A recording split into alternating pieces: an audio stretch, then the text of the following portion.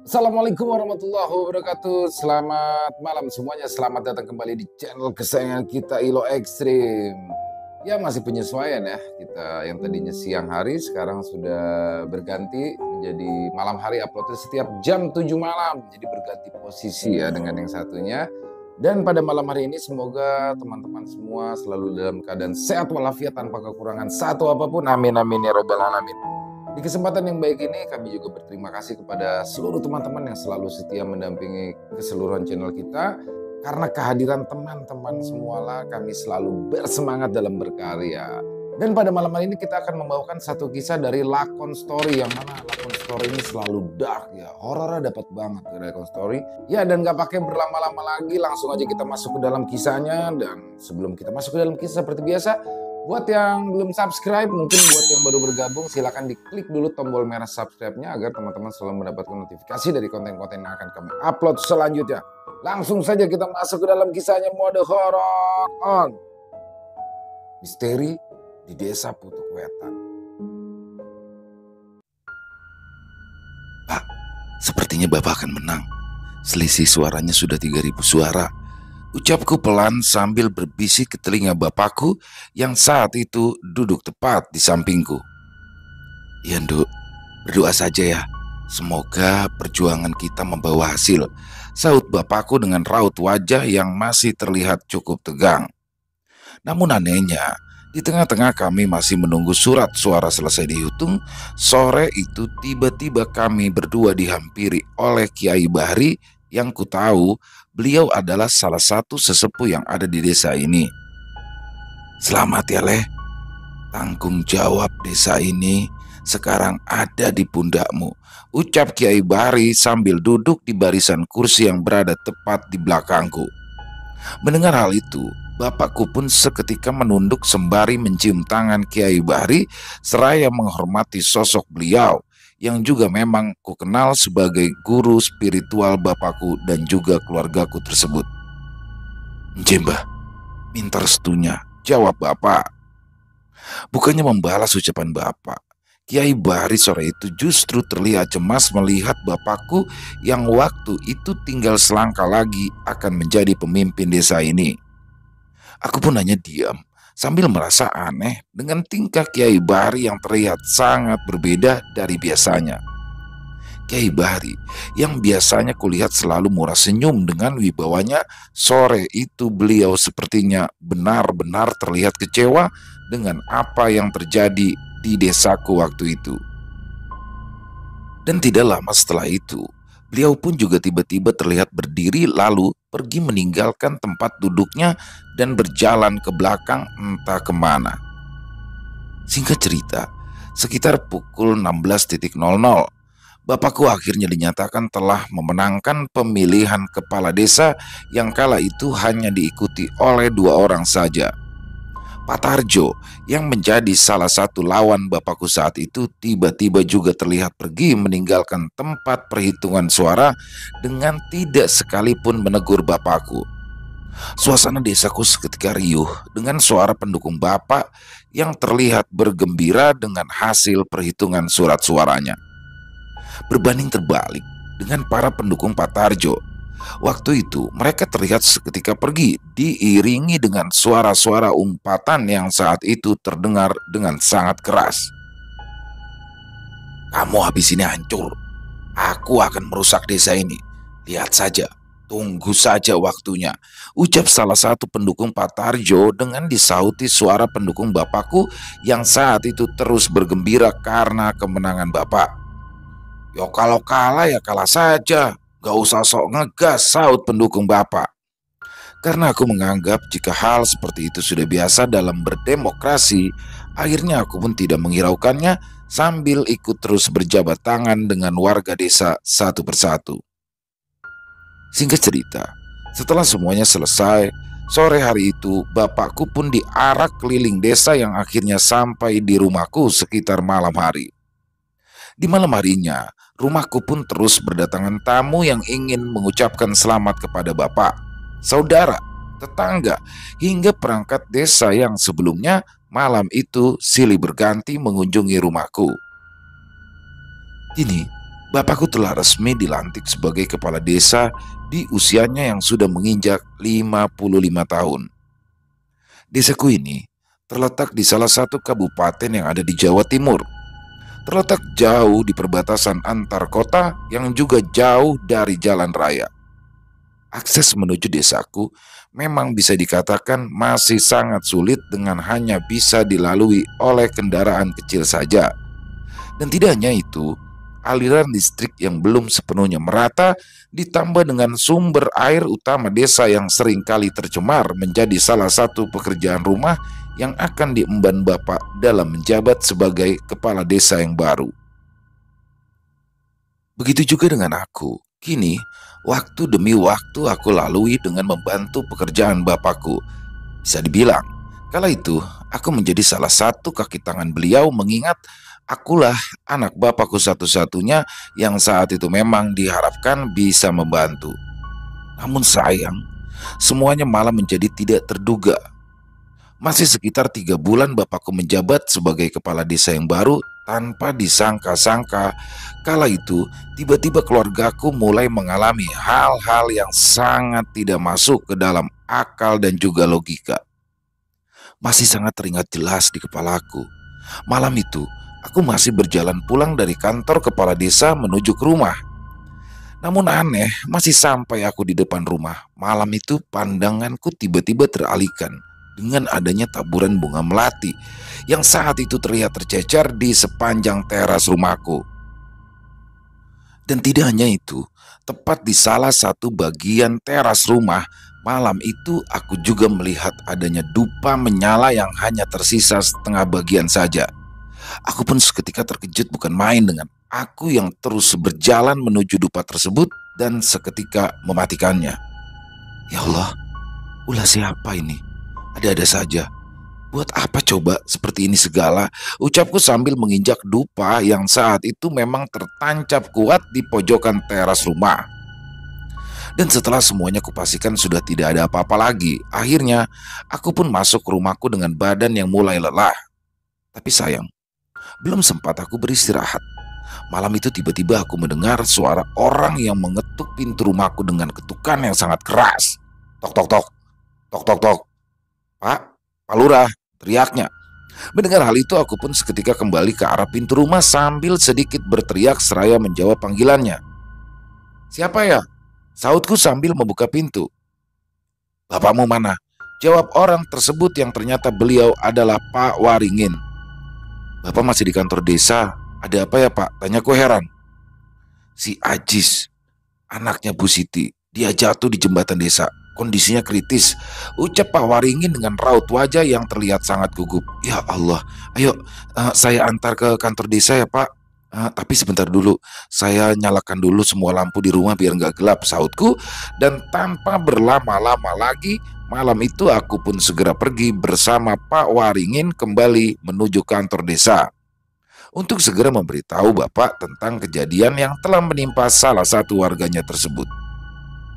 Sesampainya kami di kantor desa, Pak Waringin pun seketika menceritakan semuanya kepada Bapak yang akhirnya kami bertiga bergegas menuju ke rumah Bu Siti yang ada tepat di pojokan desa. Sesampainya kami di rumah Bu Siti, Ajis malam itu ternyata sudah dalam keadaan tidak bernyawa. Dia menghembuskan nafas terakhirnya tepat hanya sekitar beberapa menit sebelum aku dan Bapak datang. Di rumah itu, akhirnya semuanya menangis karena sepertinya pihak keluarga Ajis masih tidak percaya dengan kepergian Ajis yang memang masih berjaga. Bu Siti, yang ku tahu beliau adalah orang tua Ajis, malam itu tiba-tiba justru kesurupan tidak karuan dengan mengacak-ngacak semua perabotan rumah. Aku dan semua orang yang ada di rumah itu pun seketika menenangkan Bu Siti sambil terus memegangi tangan dan juga kakinya yang saat itu masih meronta-ronta. Tidak berhenti di situ saja. Di tengah-tengah Bu Siti masih coba ditenangkan, tiba-tiba pandanganku teralihkan dengan adanya sosok wanita tua yang terlihat duduk di kursi goyang yang ada di dalam rumah tersebut.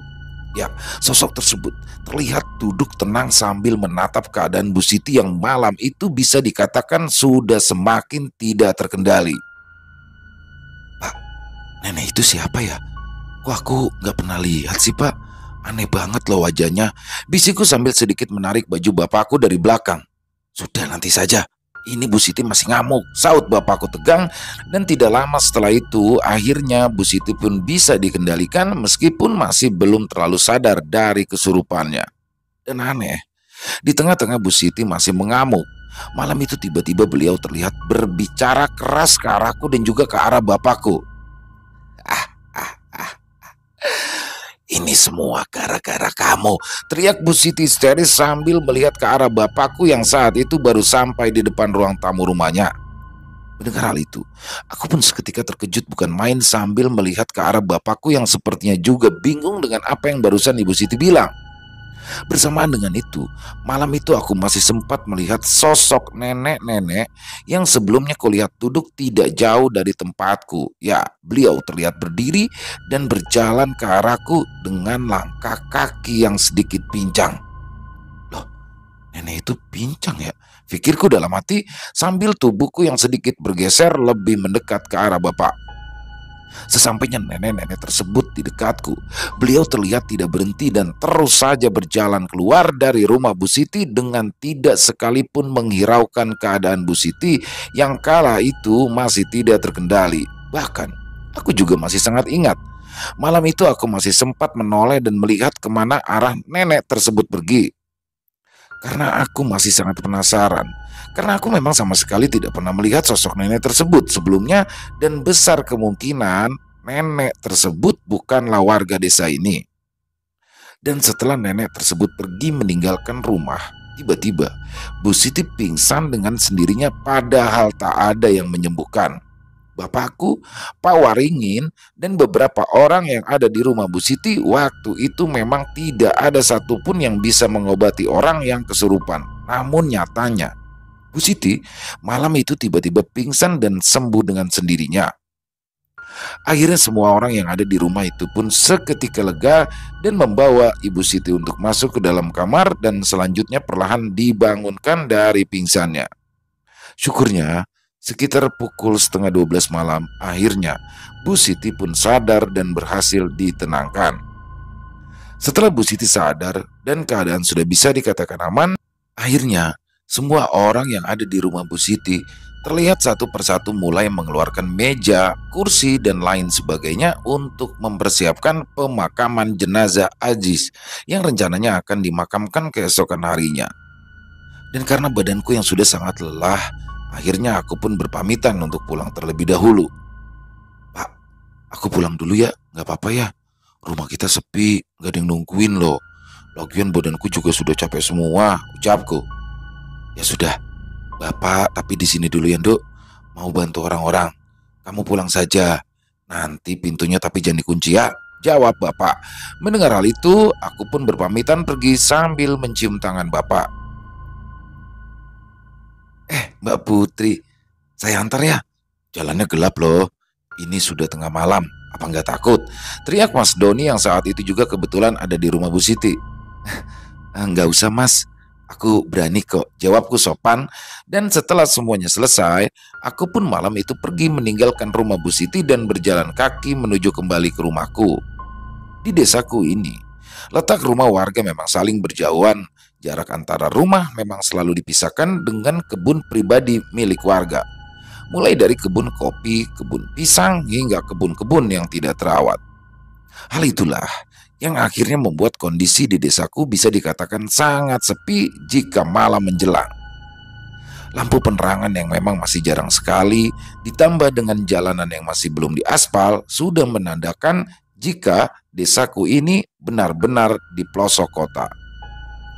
Disingkat cerita, malam itu pun aku pulang dari rumah Bu Siti dengan berjalan kaki.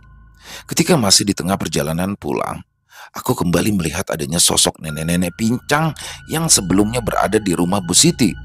Nenek-nenek tersebut terlihat duduk di depan salah satu rumah warga yang ku tahu rumah warga tersebut adalah rumah dari Pak Ilham. Aku pun seketika mengira jika nenek-nenek tersebut adalah keluarga Pak Ilham. Oh, nenek pincang itu ternyata keluarganya Pak Ilham, pikirku. Karena jarak jalan desa dengan rumah Pak Ilham yang tergolong dekat, malam itu aku seketika menyapa nenek tersebut dengan senyuman.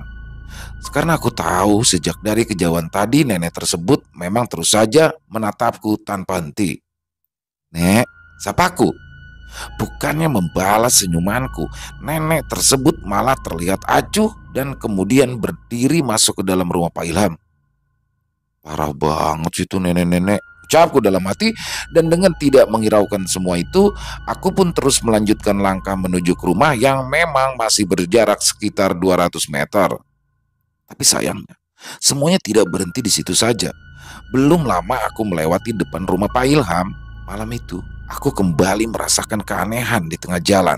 Ya benar, malam itu aku tiba-tiba mencium aroma kemenyan yang entah dari mana asalnya. Aroma tersebut tercium kuat dengan diiringi hembusan angin yang waktu itu juga tiba-tiba menerpa tubuhku dari arah belakang. Merasakan hal itu, aku pun seketika berlari sambil melihat ke arah jam tanganku yang ternyata malam itu waktu sudah menunjukkan pukul 12.15 dini hari. Aduh, bau kemenyan lagi. Ucapku kaget dan akhirnya setelah beberapa saat aku pun tiba di rumah dengan nafas yang ngos-ngosan. Sesampainya di depan rumah, bukannya tenang, aku malah melihat pemandangan yang sangat membingungkan. Bagaimana tidak, rumah yang sebelumnya aku tinggalkan dalam kondisi lampu yang masih menyala, ketika aku kembali semua malah terlihat sudah gelap gulita dengan keadaan pintu yang tiba-tiba saja sudah terbuka. Loh, perasaan tadi semua lampu rumah sudah dinyalakan deh. Ini kok jadi gelap gini sih? Jangan-jangan habis ada orang masuk, pikirku sambil berjalan masuk ke dalam rumah dengan perasaan yang sudah sangat kebingungan. Sesampainya di dalam rumah, aku pun menyalakan semua lampu rumah dengan memeriksa seluruh bagian rumah karena khawatir jika memang ada orang di dalamnya. Tapi untungnya, malam itu aku tidak melihat apapun di dalam rumahku. Kondisi rumah tetap sepi seperti sebelumnya. Aku pun seketika tenang dan kembali menutup pintu rumah, dan selanjutnya aku masuk ke dalam kamar tidur agar aku bisa segera beristirahat. Sekitar pukul 4 dini hari, aku yang sebelumnya tertidur lelap pagi itu tiba-tiba terbangun karena mendengar suara pintu rumah yang seperti sedang dibuka oleh seseorang. Suara tersebut terdengar jelas, ditambah pintu di rumahku ini memang selalu mengeluarkan bunyi setiap digunakan sehari-hari. Mendengar hal itu, aku pun seketika membuka mata, memanggil nama bapakku karena aku pikir malam itu bapakku lah yang masuk ke dalam rumah. "Pak, Pak," teriakku. Setelah beberapa kali aku memanggil nama bapakku, akhirnya aku sedikit lega karena aku mendengar suara bapakku menjawab panggilanku. "Apa, Nduk?" jawab bapakku keras. Karena memang kupikir bapakku sudah pulang, aku pun menjadi tenang dan kembali melanjutkan tidur karena rasa ngantuk yang saat itu masih menyelimutiku. Pagi pun tiba. Pagi itu, setelah aku bangun dari tidurku, tentu saja aku mempersiapkan sarapan untuk aku dan juga bapakku seperti biasanya. Dan tidak hanya itu, setelah masakanku telah matang, pagi itu aku pun juga langsung mandi karena aku hendak melayat ke rumah Bu Siti.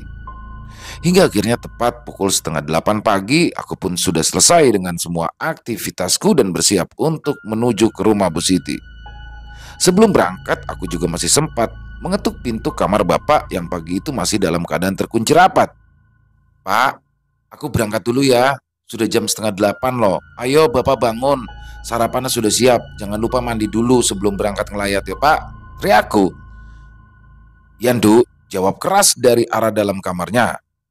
Dan karena aku pikir pagi itu bapakku masih kelelahan karena semalam belum tidur, aku pun memutuskan untuk berangkat melayat terlebih dahulu mengingat kala itu sudah semakin siang. Sesampainya di rumah Bu Siti, tentu saja waktu itu rumah Bu Siti sudah dipenuhi banyak sekali orang yang ikut datang berbelasungkawa. Hampir semua warga yang ada di desaku waktu itu terlihat hadir di kediaman Bu Siti karena aku tahu rasa toleransi yang ada di desa ini memang benar-benar masih sangat tinggi. Disitulah pagi itu aku kembali melihat Pak Tarjo dan juga beberapa rekan yang terlihat duduk di salah satu kursi yang ada di rumah Bu Siti dengan terus menatapku dengan tatapan yang tajam. Ya, tatapan dendam dan kecewaan karena sudah kalah dalam pemilihan kepala desa. Pagi itu benar-benar nampak dari raut wajah Pak Tarjo yang terus saja memandangiku.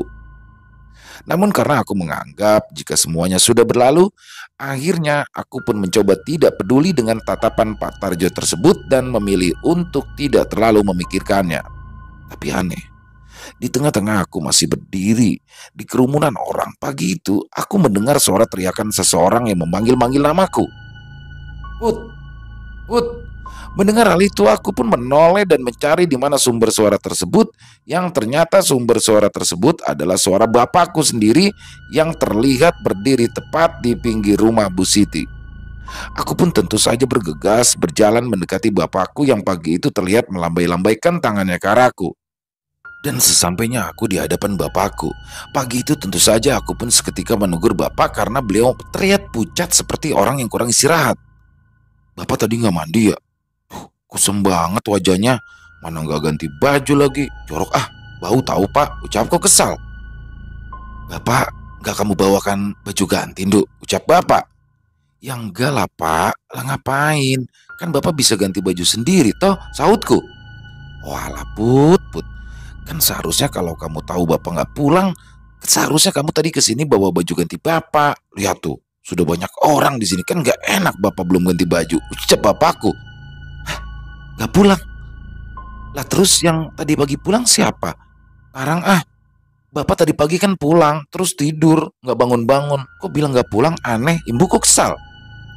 Lah, bapak itu gak pulang loh, Put. Kalau ndak percaya tanya tuh semua orang yang ada di sini. Bapak itu semalaman ditemani Pak RW dan juga yang lain. Kami itu ngobrol terus sambil bantu-bantu memahat nisan buat si Ajis, terang bapakku. Jantungku yang sebelumnya berdetak pelan, pagi itu seketika berdetak dengan kencang dengan diiringi tubuh yang juga ikut gemetar tidak karuan. Bagaimana tidak? Bapakku yang jelas-jelas sebelumnya ku dengar membuka pintu rumahku dan lalu menjawab teriakanku pagi itu. Dengan santainya ia berkata jika beliau tidak melakukan semua itu. Ya sudahlah pak, mau gimana lagi? Pakai baju itu saja. Tuh jenazahnya sudah mau berangkat, ucapku. Ya wis, bapak mau bantu-bantu dulu, saut bapakku sambil berjalan kembali ke arah jenazah Ajis yang waktu itu sepertinya sudah siap untuk diberangkatkan. Namun aneh, setelah kepergian bapakku, aku tiba-tiba kembali dikejutkan dengan adanya sosok nenek-nenek yang sebelumnya kulihat berada di dalam rumah Bu Siti. Sosok nenek-nenek tersebut terlihat berada jauh dari kerumunan orang dan terlihat duduk sambil menatap ke arah jenazah Ajis yang saat itu siap untuk diberangkatkan. Bahkan hingga kisah ini dibagikan, aku pun masih bisa mengingat dengan jelas bagaimana wajah dan juga pakaian yang dikenakan oleh nenek-nenek tersebut. Rambutnya putih dengan baju coklat khas nenek-nenek tua yang dikenakannya. Hingga saat ini benar-benar tidak akan pernah bisa kelupa. Belum selesai aku memandangi wajah nenek yang berada di kejauhan tersebut, waktu itu tiba-tiba aku mendengarkan suara obrolan dari ibu-ibu yang berada tidak jauh dari tempatku berdiri saat itu. Kasihan ya Ajis, masih berjaka, sudah meninggal dunia. Duh, Bu Siti sekarang di rumah sendirian deh, ucap salah satu ibu-ibu mengagetkanku. Hus, diem Bu, itu katanya Ajis itu meninggal karena sudah jadi tumbal Pak Lurah, jawab ibu-ibu lain yang kala itu ikut terdengar di telingaku. Aku pun seketika mencoba mendengarkan lebih tajam lagi apa yang ibu-ibu tersebut bicarakan dengan tidak sekalipun menoleh ke arah mereka agar mereka tidak mengetahui jika aku adalah anak dari lurah yang sedang mereka bicarakan. Iya loh Bu, katanya minta tumbalnya itu 7 perjaka, saut ibu-ibu yang lain yang juga terdengar oleh telingaku. Tapi sayangnya belum selesai aku mendengarkan semua itu, tiba-tiba salah satu dari ibu-ibu tersebut sadar atas keberadaanku dan akhirnya mereka pun pergi dan berhenti membicarakan orang tuaku. Aku pun mencoba tetap bersikap biasa-biasa saja dengan tidak memperdulikan semua omongan warga. Dan singkat cerita, setelah jenazah Ajis diberangkatkan ke pemakaman, akhirnya kami semua yang sebelumnya berkumpul di halaman rumah Bu Siti waktu itu perlahan mulai bubar dan pulang ke rumah kami masing-masing. Belum sampai aku pulang ke rumahku, tiba-tiba waktu itu aku kembali mendengar pengumuman dari salah satu warga tentang adanya orang yang kembali meninggal dunia.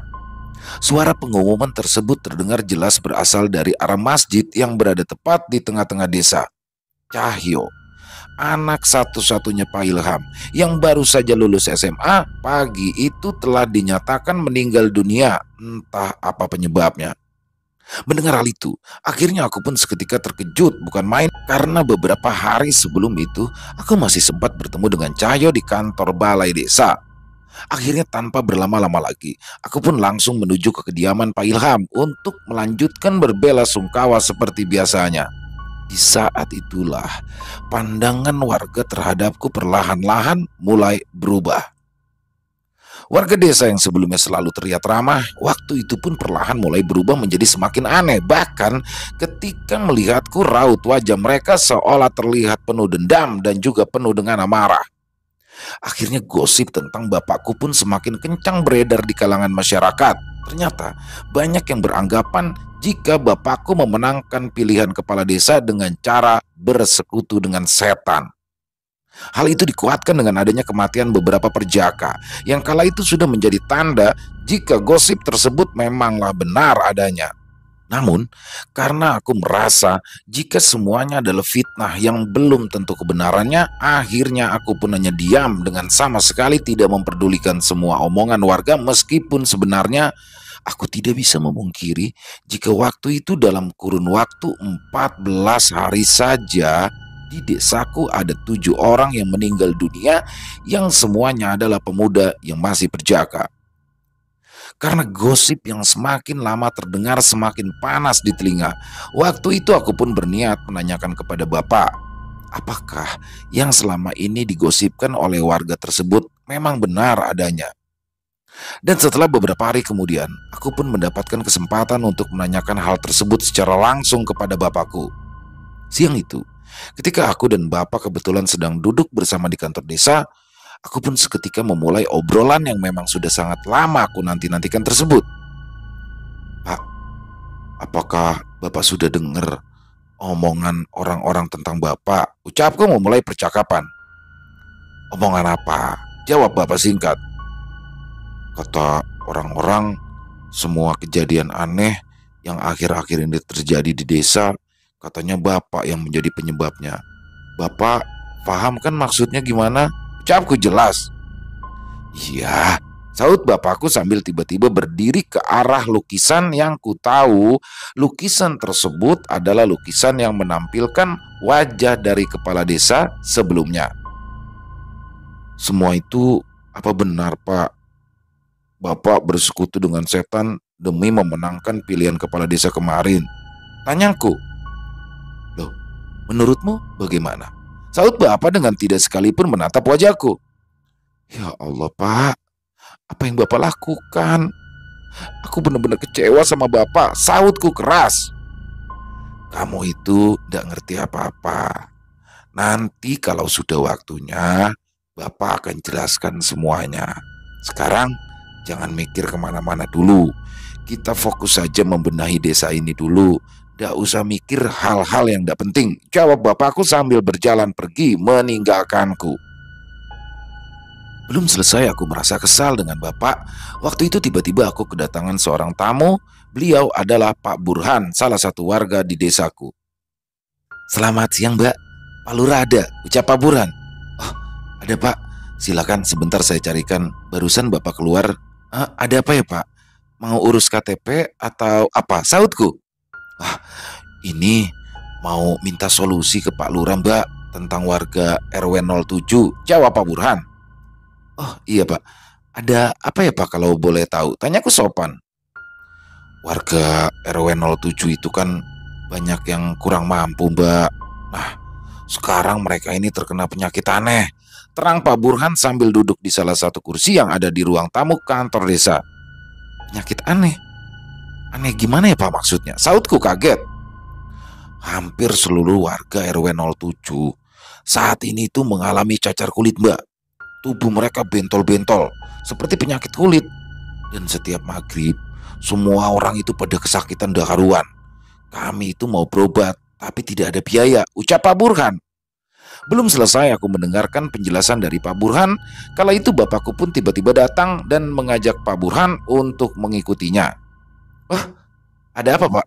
Ayo masuk ke ruangan saya saja, jangan ngomong di sini. Ajak bapakku yang saat itu masih terlihat tidak memperdulikanku. Dan singkat cerita, Pak Burhan yang sebelumnya duduk di depanku pun saat itu seketika mengikuti ajakan bapak untuk masuk ke dalam.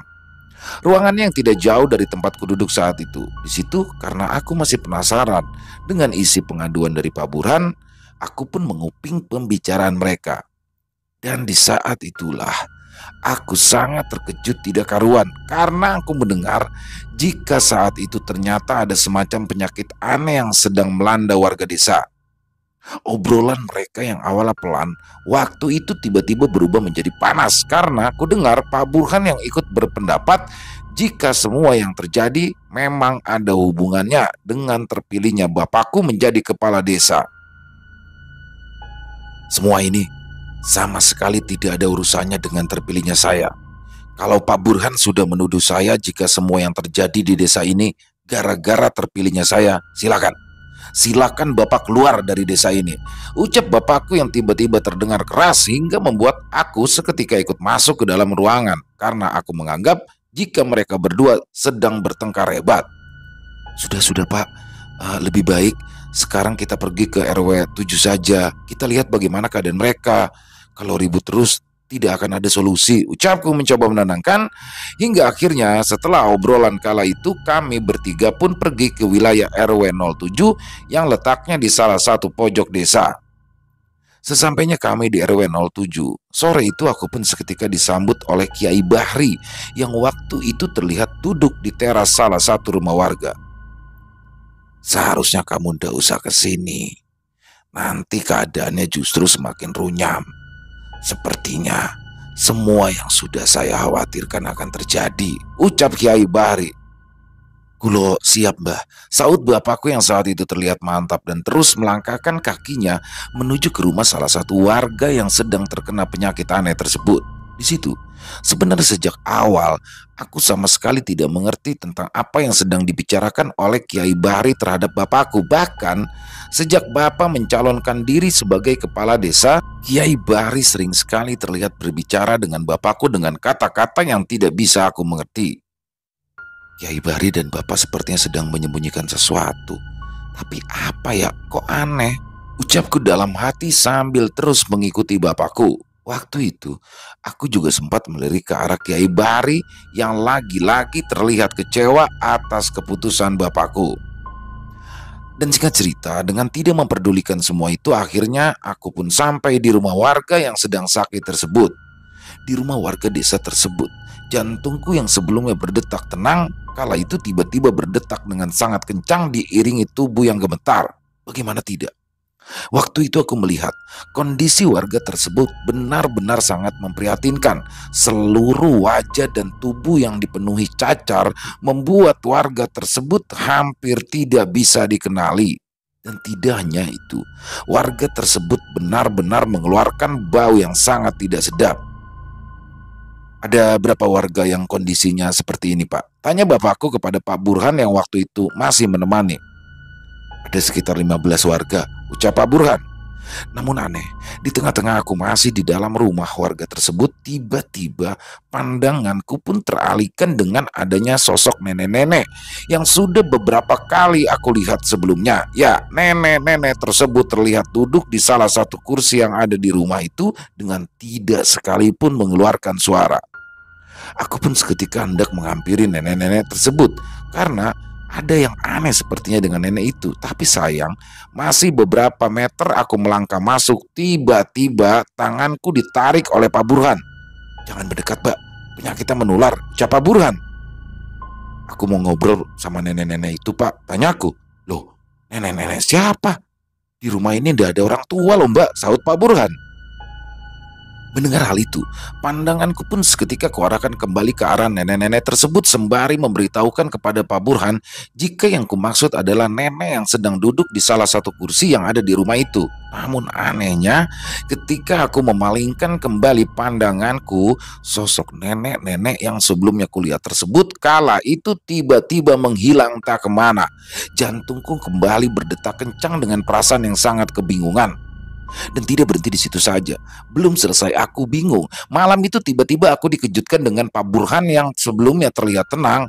Kala itu tanpa disangka-sangka beliau tiba-tiba saja menjerit tidak karuan. Ya, sore itu Pak Burhan tiba-tiba kesurupan. Dengan seketika ia membanting-bantingkan tubuhnya ke arah meja dan lantai rumah itu. Aku pun seketika menjerit kencang dan berlari keluar rumah. Dan karena mungkin ada beberapa warga yang mendengar teriakanku, akhirnya tidak butuh waktu lama, rumah tersebut akhirnya dipenuhi orang-orang yang masih terus berusaha membantu menenangkan Pak Burhan. Setelah dibantu juga oleh Kiai Bari yang juga datang, akhirnya Pak Burhan pun bisa sedikit tenang dan bisa diajak untuk kembali berkomunikasi itu. Suara Pak Burhan benar-benar berubah menjadi lebih kecil dari sebelumnya. Dan tidak hanya itu, setelah kudengar dengan seksama, suara Pak Burhan kala itu berubah menjadi suara seorang nenek-nenek tua dengan suara serak. Pagebluk, desa ini terkena pagebluk.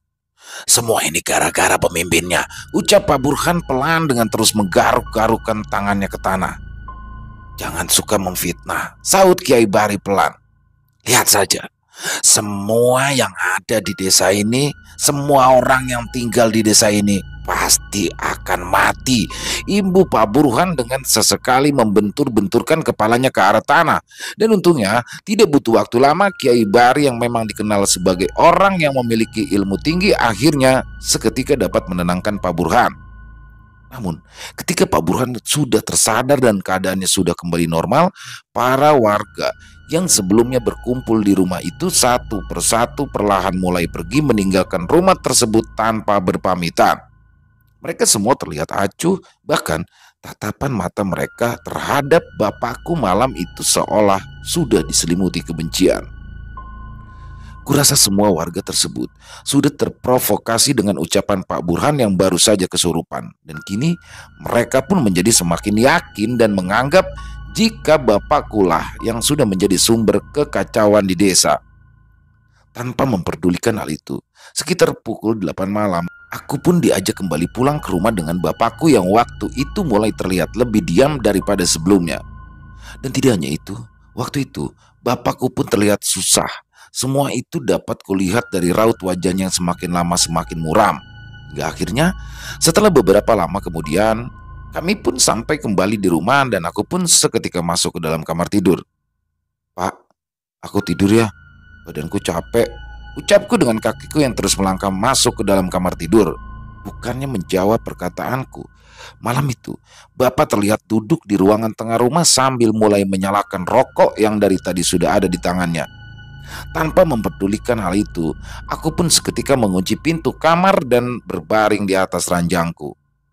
Masih beberapa saat aku hendak memejamkan mataku, tiba-tiba aku mendengar suara ketukan pintu. Yang ku dengar suara ketukan tersebut adalah suara ketukan dari bapakku. Jangan tidur dulu ya, Ra.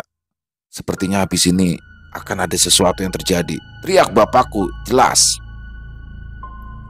Aku yang sebelumnya hanya berbaring sambil melamun, malam itu seketika membuka pintu kamar, lalu berjalan pelan keluar ke arah bapak yang kala itu masih duduk di kursi kayu yang ada di ruang tengah.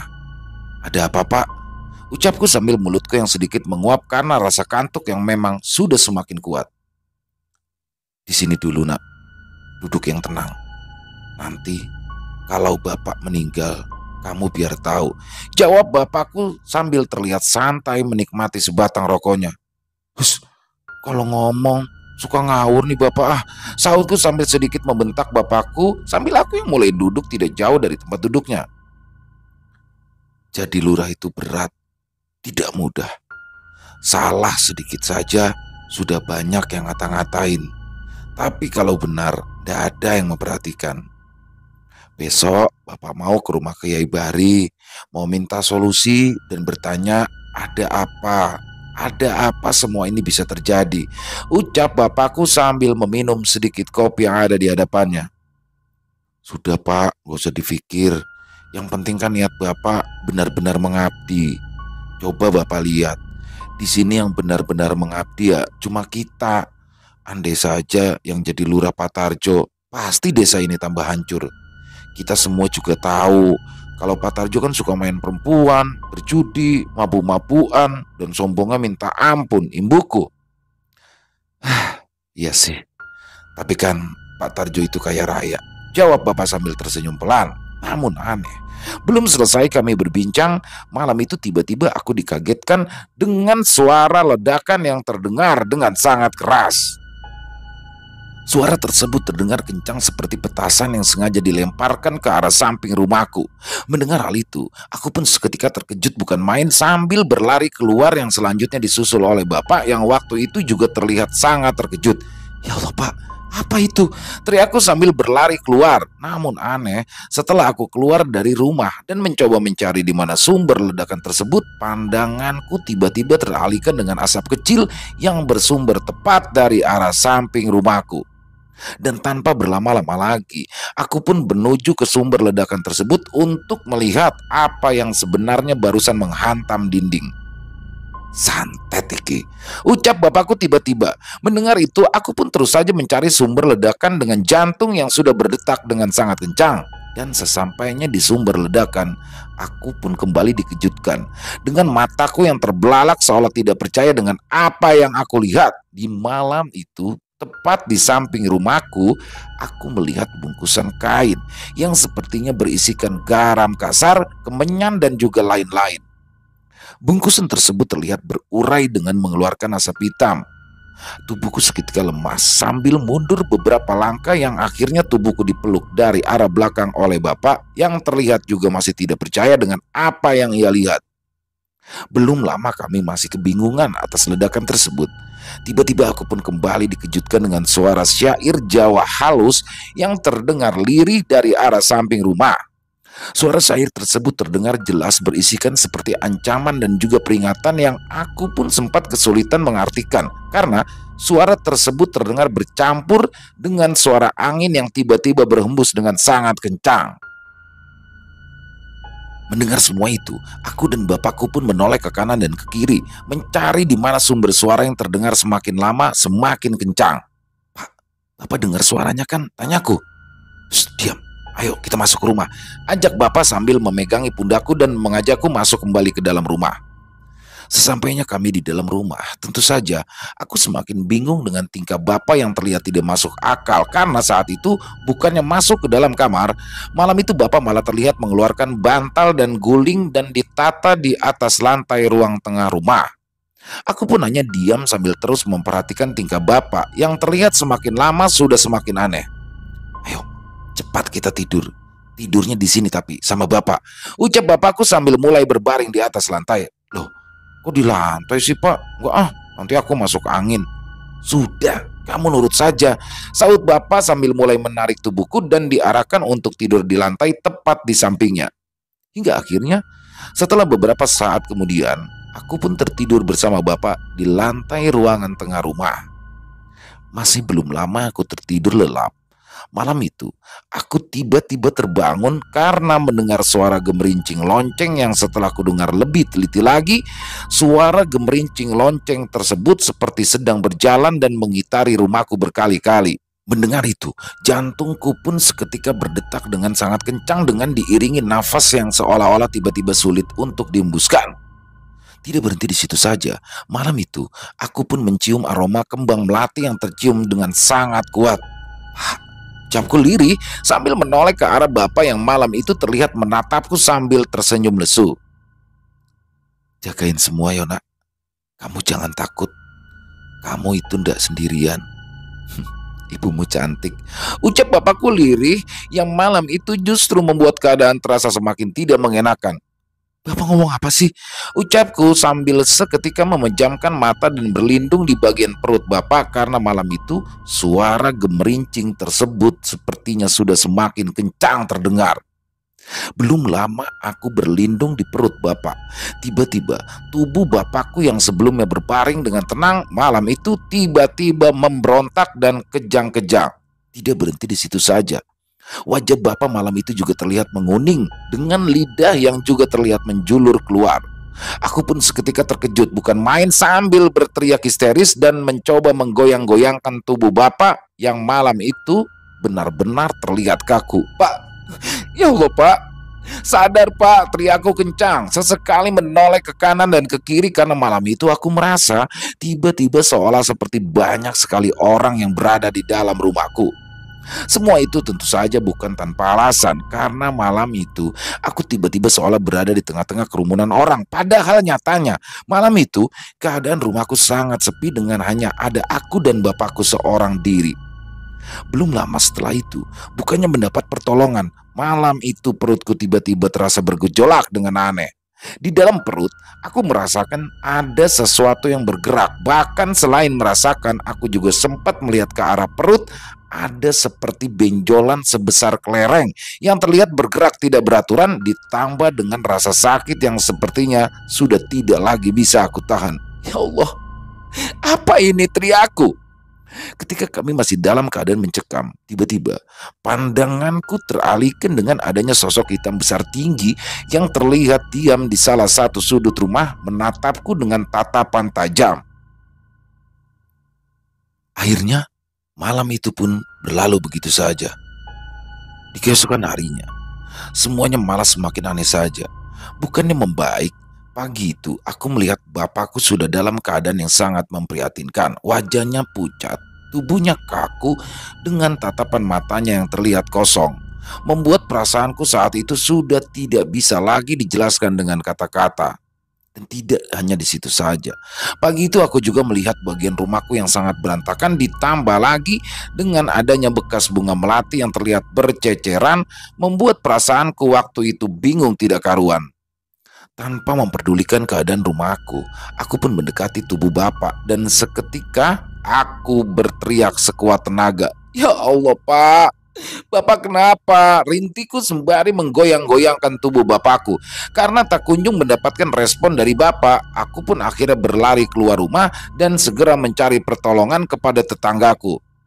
Setelah mendapatkan pertolongan dari para tetangga kanan kiriku, akhirnya bapakku pun bisa segera dilarikan ke puskesmas terdekat yang ada di desa. Setelah berhasil mendapat pertolongan, bapak pun akhirnya dirawat di puskesmas hingga beberapa hari lamanya. Menurut keterangan dokter, luka yang dialami oleh bapak adalah murni luka penganiayaan yang dilakukan oleh seseorang. Tapi tidak ada bukti jika bapak memiliki penyakit dalam ataupun penyakit bawaan. Bahkan yang membuat aku terkejut adalah keadaan bapak yang kaku dan melotot. Menurut dokter waktu itu dikarenakan shock dan kaget yang sangat berlebihan hingga akhirnya membuat syaraf yang ada di dalam tubuh bapak mengalami gangguan. Bapak kamu ini mengalami shock berat, seperti habis melihat sesuatu yang menakutkan. Dan tidak hanya itu, sepertinya beliau juga habis dianiaya oleh seseorang kemarin malam. "Masa kamu gak ingat apa-apa?" tanya dokter puskesmas tersebut dengan tatapan matanya yang seperti sedang mencurigaiku. Dan tanpa menjawab perkataan dokter, aku pun masuk begitu saja ke ruang perawatan lalu duduk di samping bapak yang waktu itu memang masih belum siuman. Di situ, tentu saja perasaanku sudah campur aduk tidak karuan. Selain masih kebingungan dengan apa yang aku alami, di benakku waktu itu benar-benar memiliki banyak sekali pertanyaan. Apa yang aku alami? Apa yang menyerang kami?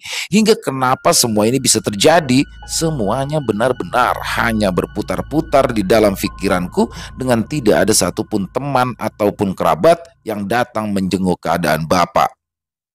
Hingga akhirnya, belum selesai aku memikirkan semua itu, dengan tetap menatap wajah bapak, tiba-tiba aku dikejutkan dengan kehadiran Pak Komar dan juga Kiai Bari yang waktu itu datang mengunjungi di puskesmas. "Yai mau bicara," ucap Kiai Bari sambil mengajakku keluar dari ruang perawatan dengan maksud sepertinya Kiai Bari hanya ingin berbicara berdua saja denganku. Aku pun menuruti ajakan Kiai Bari dan Pak Komarlah yang waktu itu bergantian denganku untuk menjaga bapak. "Baik Kiai," jawabku pelan dengan langkah mulai menyusul Kiai Bari. Bapakmu tidak bisa diobati di puskesmas ini. Apapun yang terjadi, semuanya harus tetap diselesaikan. Dan yang bisa menyelesaikan semua ini sepertinya hanya kamu. Karena aku tahu dirimu ada yang jaga, yaitu almarhumah ibumu. Sepertinya hanya itu satu-satunya kesempatan kita untuk menyelesaikan semua ini. Ucap Kiai Bahri memulai obrolan. Maaf Yai, saya tidak paham sama sekali. Sautku bingung. Sudah, begini saja. Semuanya akan aku jelaskan nanti saja kalau bapakmu sudah sembuh. Sementara ini, bapakmu lebih baik dibawa pulang saja. Kalau sudah sampai rumah, jangan sampai lupa membuat sesajen. Khusus kamu, jangan tidur di kasur. Dan jangan sampai lupa buat api di depan rumah ya nak, biar semuanya tetap aman. Tutup Kiai Bahri sambil melangkahkan kakinya pergi meninggalkan puskesmas tersebut dengan diiringi Pak Komar yang terlihat menyusul. Hingga akhirnya setelah obrolan kala itu, aku pun membawa bapakku pulang ke rumah dan selanjutnya tidak lupa kuturuti semua perintah Kiai Bahri untuk tidak tidur di kasur, membuat sesajen dan menyalakan bara api tepat di depan pintu rumahku. Dan tidak hanya itu, kini aku harus merawat bapak seorang diri. Bapak yang sebelumnya tidak sadarkan diri, waktu itu juga sudah sadar, namun keadaan bapak bisa dikatakan jauh dari kata baik-baik saja. Kini, bapak hanya ada diam di ranjang dengan tidak sekalipun mengeluarkan kata-kata. Wajahnya pucat, dengan tubuh yang sepertinya sudah sulit sekali untuk digerakkan. Aku pun mencoba tabah dan tetap merawat bapakku apapun dan bagaimanapun keadaannya. Semua cara medis dan non-medis waktu itu benar-benar sudah ditempuh, namun hasilnya tetap sama. Tidak berhenti di situ saja. Dengan sangat cepat kabar tentang sakitnya bapak pun akhirnya mulai terdengar di telinga warga desa. Kepala desa yang seharusnya melayani dan mengayomi masyarakat waktu itu bisa dikatakan sudah tidak lagi ada, mengingat keadaan bapak yang waktu itu memang sudah tidak baik-baik saja. Tapi anehnya, di situ semua staf dan wakil kepala desa seolah juga tidak mau peduli dengan keadaan bapak. Semua diam dengan tidak sekalipun berkunjung ke rumah. Mengetahui hal itu, perlahan aku pun mulai mencurigai jika semua yang terjadi dengan bapak ada hubungannya dengan semua sikap wargaku. Bapak seolah seperti sengaja diganggu dengan cara halus agar bisa digeser posisinya dan juga jabatannya. Waktu itu, aku juga menjadi lebih sering melihat aktivitas Pak Tarjo yang terlihat seperti mencari perhatian kepada masyarakat setempat. Pak Tarjo yang sebelumnya dikenal sebagai orang yang sombong dan juga pelit, waktu itu tiba-tiba berubah menjadi baik hingga akhirnya setelah 3 bulan lamanya, karena keadaan bapakku yang juga tidak kunjung membaik, masyarakat pun secara sepihak akhirnya menggantikan posisi bapak dengan dipilihnya Pak Tarjo sebagai kepala desa yang baru. Di situ, dalam sekejap akhirnya semua urusan desa serta jabatan yang sebelumnya adalah milik bapak berpindah tangan ke Pak Tarjo. Tapi sayang, masalah desa yang sebelumnya sudah ada di bawah kepemimpinan Pak Tarjo semuanya semakin hancur saja. Keadaan desa kala itu benar-benar kacau dengan semakin mewabahnya penyakit aneh yang sama seperti sebelumnya. Waktu itu sudah bisa dikatakan telah menyerang hampir semua warga. Dan tidak hanya itu saja, angka kematian yang semakin meningkat ditambah tingkat pencurian yang semakin tidak terkendali membuat keadaan desaku kala itu bisa dikatakan sudah berada di ujung tanduk dan seolah tak layak huni. Waktu itu, sudah jarang sekali orang luar daerah yang datang untuk memutar roda perekonomian. Para pedagang yang sebelumnya datang membawa sayuran dan juga bahan makanan kala itu perlahan jarang sekali kutemukan, hingga akhirnya para warga pun satu persatu mulai pergi meninggalkan desa ini karena mereka menganggap jika desa ini adalah sebuah desa yang terkutuk. Aku pun tetap bertahan dengan tidak pergi kemanapun karena aku tahu rumah yang kutinggali tersebut adalah harta satu-satunya yang aku miliki, ditambah keadaan bapak yang waktu itu bisa dikatakan sudah tidak bisa lagi jika harus aku tinggalkan seorang diri. Sebenarnya semua itu tidak menjadi masalah bagiku karena selama hidup di desa keadaanku tetap baik-baik saja meskipun orang yang ada di desa sudah terjangkit wabah penyakit aneh yang sama. Dan hingga akhirnya semua penderitaan dan kisah ini pun sampai pada puncaknya. Masih sangat teringat jelas di kepalaku. Waktu itu genap 1000 hari setelah kejadian yang menimpaku dan juga bapakku malam itu. Desa yang sebelumnya masih terlihat adanya orang yang warawiri, kala itu benar-benar sudah berubah menjadi sepi, seolah seperti desa yang tidak berpenghuni. Jangankan penduduk desa, para pemimpin desa yang sebelumnya berebut kekuasaan waktu itu pun juga sudah tidak ada lagi, karena Pak Tarjo pun sepertinya sudah dianggap gagal membawa desa ke arah yang lebih baik.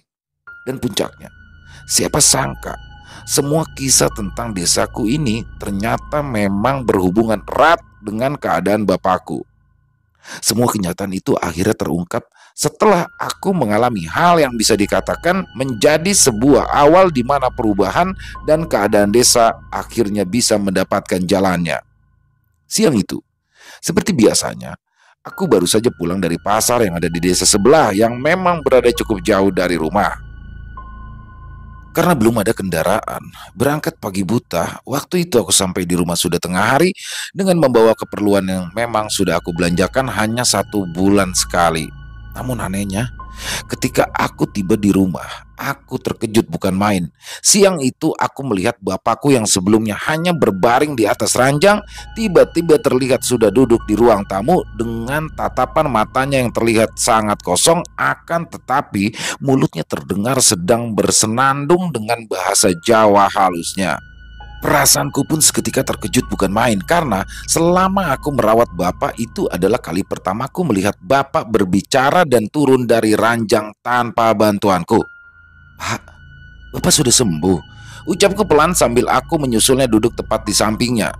Bukannya menjawab perkataanku, bapak terus saja bersenandung dengan sesekali tertawa-tawa dengan sendirinya, seolah-olah siang itu beliau sedang berbicara dengan seseorang yang berada di depannya.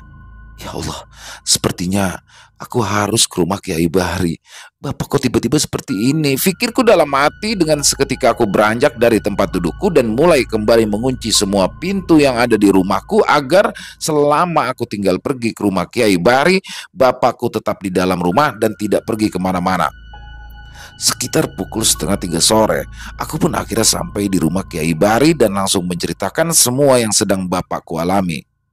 Namun sayang, belum selesai aku menceritakan semuanya, waktu itu Kiai Bahri tiba-tiba seketika berdiri dan keluar dari rumahnya yang waktu itu aku kunjungi. Dan tidak berhenti di situ saja. Beberapa saat setelah itu, Kiai Bahri terlihat berteriak memanggil-manggil beberapa warga yang memang masih tersisa. "Ayo, yang selama ini kita tunggu, sekarang sudah saatnya," teriak Kiai Bahri.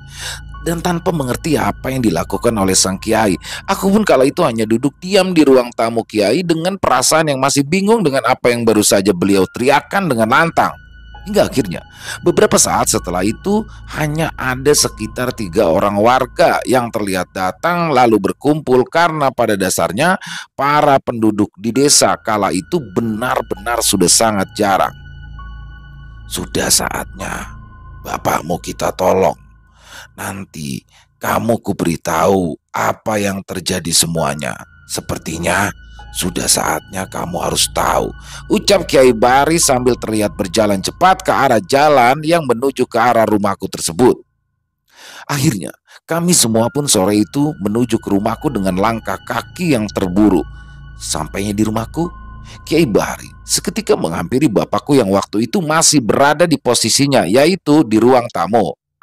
Tanpa berlama-lama lagi, Kiai Bahri pun seketika memerintahkanku untuk segera membuatkan kopi pahit, dan beberapa warga lainnya yang juga terlihat segera membakar dupa yang ternyata dupa-dupa tersebut sudah dibawa dari rumah mereka masing-masing.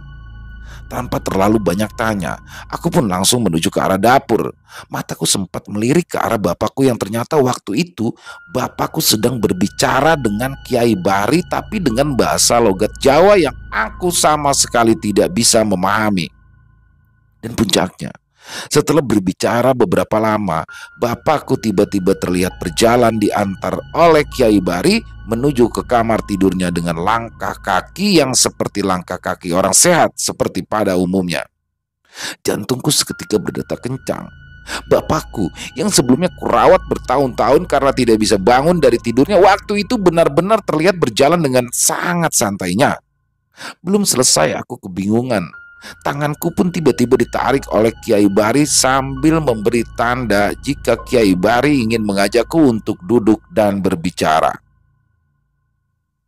Aku sebenarnya sudah mengetahui jika akhirnya akan seperti ini. Bapakmu dari dulu sudah aku ingatkan, tapi sayang dia tidak mau nurut karena aku pun tahu bapakmu memang orang yang baik. Insya Allah semua amal ibadahnya diterima di sisi Tuhan Yang Maha Esa, ucap Kiai Bari tanpa berbasa-basi. Maksudnya bagaimana? Sautku terkejut. Cerita tentang bagaimana keadaan bapakmu sekarang ini memang berhubungan erat dengan sejarah desa ini. Meskipun aku pun tidak bisa memastikan kebenarannya, tapi para tetua desa ini meyakini jika tentang hal tersebut memang benar-benar ada. Awalnya, aku dulu juga belum terlalu percaya dengan semua kisahnya, tapi setelah melihat keadaan bapakmu, akhirnya aku siap bersaksi jika kisah sepertinya memang benar adanya. Jadi dulu, ketika desa ini baru dibangun, ada sebuah pohon besar yang tumbuh tepat di pojok balai desa. Mungkin kamu sekarang juga masih bisa melihat bekas pohonnya. Ya, dulunya benar-benar dikeramatkan pohon tersebut karena menurut warga, pohon tersebut dihuni oleh penunggu yang menjaga area ini. Namun sayang, pada masa kepemimpinan Lurah Mangun, pohon tersebut ditebang dengan alasan perluasan area bangunan balai desa. Di situ, Mbok Marini yang waktu itu menjadi salah satu tetua yang ada di desa ini menolak keras keputusan Lurah Mangun karena Mbok Marini menganggap jika pohon tersebut ditebang, maka bisa menimbulkan bencana besar yang bisa membahayakan seluruh warga. Dan anehnya, bukannya mendengar perkataan Mbok Marini, waktu itu pohon tersebut benar-benar ditebang. Yang akhirnya setelah penebangan waktu itu, warga desa mengalami bencana seperti yang kita sedang alami saat ini. Wabah penyakit, kematian mendadak, hingga kejadian di luar akal sehat. Waktu itu benar-benar terjadi hingga beberapa tahun lamanya. Dan puncaknya, semua musibah tersebut berakhir setelah desa ini kedatangan seseorang yang akhirnya orang tersebut mampu menghilangkan musibah di desa ini dengan cara membuat perjanjian dengan penunggu di daerah sini. Yang akhirnya isi perjanjian tersebut dikenang sebagai salah satu sejarah kelam yang ada di desa ini. Lalu perjanjiannya apa, Kiai? Sautku. Desa ini harus melakukan selamatan setiap tahunnya. Dan tidak hanya itu, di bekas pohon yang ditebang wajib diberikan sesajen sebagai bentuk penghormatan kepada para leluhur. Dan yang terakhir, desa ini tidak boleh dipimpin oleh keturunan Lurah Mangun sampai kapanpun. Imbuk Kiai Bari sambil duduk dan terlihat kecewa kala menatap wajahku. Lalu apa hubungannya dengan bapakku? Jawabku singkat. Lurah Mangun itu adalah buyut dari kakekmu. Jadi bapakmu ini masih ada dalam garis keturunan Lurah Mangun, sahut Kiai Bari lesu. Aku pun seketika terkejut, bukan main dengan perasaan yang benar-benar masih tidak percaya dengan apa yang baru saja Kiai Bari katakan. Maafkan aku, Kiai. Aku masih belum percaya jika bapakku ada hubungannya dengan cerita itu. Jika bapak tahu bahwa bapak punya garis keturunan, bapak tidak mungkin berani mencalonkan diri sebagai pemimpin desa ini. Terangkum membela diri. Bapakmu maju sebagai pemimpin desa karena sudah tidak ada pilihan lain. Bapakmu itu tidak rela jika pemimpin desa ini jatuh di tangan Pak Tarjo. Oleh sebab itu, bapakmu bersikuku maju sebagai kepala desa dengan mencoba tidak lagi mempercayai mitos yang ada. Namun, sayang, semua cerita itu ternyata benar ada. Dan kini bapakmu telah menjadi korban dan sepertinya semuanya sudah sampai pada puncaknya. Sebenarnya, dalam kasus ini bisa dibilang kamu juga dalam bahaya. Tapi karena kamu dilindungi oleh almarhum ibumu, akhirnya kamu tetap baik-baik saja. Imbu Kiai Bari. Mendengarkan hal itu, seketika aku lemas dan tidak bisa lagi menjawab ucapan Kiai Bari sedikit pun karena dalam hatiku aku masih berusaha untuk terus tidak percaya meski pada kenyataannya sepertinya semuanya memang benar adanya. Malam ini sepertinya akan menjadi malam yang sangat berat bagimu. Kuatkan imanmu ya nak. Besok pagi saya akan datang lagi. Terang Kiai Bari mulai berdiri lalu pergi meninggalkanku yang saat itu masih duduk melamun seorang diri. Setelah kepergian Kiai Bari, aku pun kembali masuk ke dalam kamar Bapak, menatap bapakku yang saat itu tertidur dengan terus memikirkan semua perkataan Kiai Bari barusan. Hingga akhirnya malam pun tiba. Masih sangat jelas di kepala aku. Malam itu hawa di rumahku terasa lebih dingin dari biasanya. Meskipun semua pintu dan jendela yang malam itu sudah kututup rapat, waktu itu suhu di rumahku benar-benar tidak seperti biasanya. Karena aku yang sudah tidak kuat lagi menahan semuanya, aku pun memutuskan untuk segera beristirahat dengan mengambil selimut besarku dan mulai tidur tepat di bawah ranjang tempat bapakku beristirahat malam itu. Sekitar pukul 11 malam. Belum sampai aku tertidur pulas, malam itu aku dikejutkan dengan suara pintu yang tiba-tiba saja terbuka dengan sendirinya dengan disertai suara benturan yang sangat keras. Brak!